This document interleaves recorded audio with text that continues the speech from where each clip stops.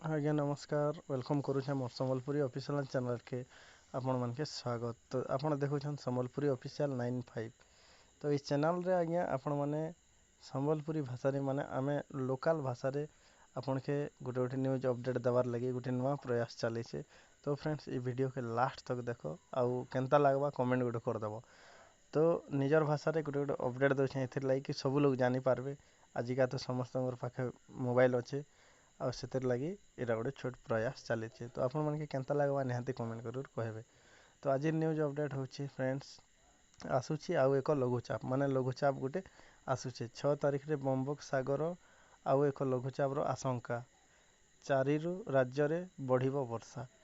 ଆଜି ହେଉଛି 1 ତାରିଖ ତ ଏବାର 4 ତାରିଖରୁ ବର୍ଷା ହେବାର ସମ୍ଭାବନା ରହିଛି। ତ ଏଇଟା ହେଲା ହେଡ଼ଲାଇନ୍ ଇଛନ୍ ଆପଣକେ ପୁରା ପଢ଼ିକରି ଶୁଣୁଛନ୍। 6 ତାରିଖ ବଙ୍ଗୋପସାଗରରେ ଆଉ ଏକ ଲଘୁଚାପ ଆଶଙ୍କା 4ରୁ ରାଜ୍ୟରେ ବଢ଼ିବ ବର୍ଷାର ପରିମାଣ।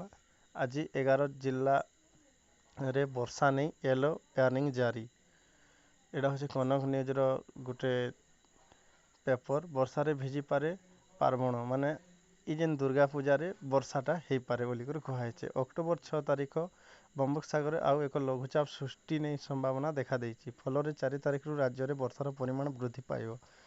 ତ ଫ୍ରେଣ୍ଡସ୍ ଏଇଟା ହେଉଛି ଏବା 4 ତାରିଖରୁ ବର୍ଷା ହେବାର ସମ୍ଭାବନା ଅଛି।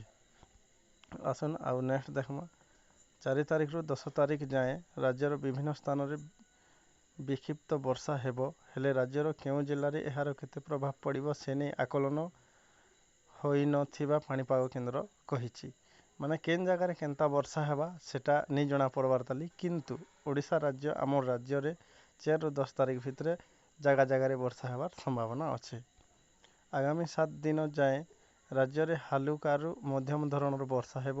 ବିଶେଷ ବର୍ଷା ସମ୍ଭାବନା କମ୍ ଥିବାରୁ ଦିନର ତାପମାତ୍ରା ଅଧିକ ରହିବ।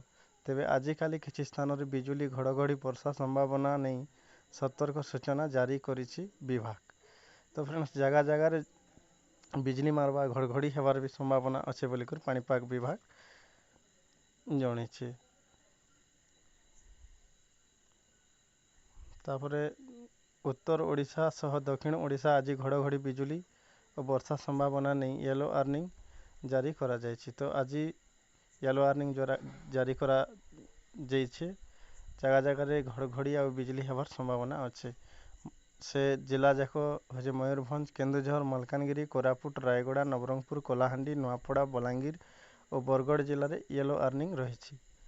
ଏସବୁ ଜିଲ୍ଲାମାନକେ ୟେଲୋ ୱାର୍ଣ୍ଣିଂ ଜାରି ରହିଛି ଫ୍ରେଣ୍ଡସ୍।